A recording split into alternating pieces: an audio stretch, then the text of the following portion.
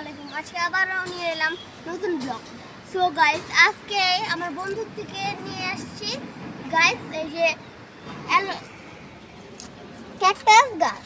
So guys, পাশাপাশি আমি একটি অ্যালোভেরা গাছও লাগাইছি। গাইস দেখুন, মরিচের দানা ফালাইছিলাম, সেইখান থেকে মরিচ গাছ হয়েছে। দেখুন কতগুলো ক্যাকটাস গাছ, আর এটা আস্তে আস্তে বড় হবে। গাইস দেখুন, ক্যাকটাস গাছটাকে মাটি দিয়ে ঢেকে ফেলছিলাম।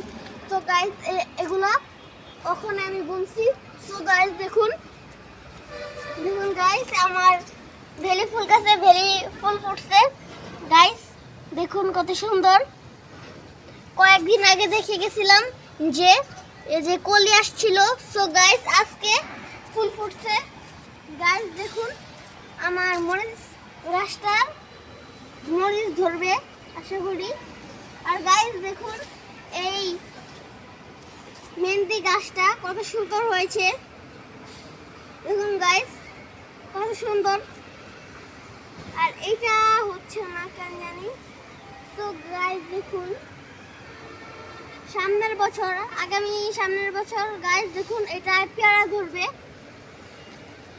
সো গাইস, আমার ভিডিওটা ভালো লাগলে আমার সাথে পাশে থাকবেন, লাইক সাবস্ক্রাইব কমেন্ট করে আমার পাশে থাকবেন।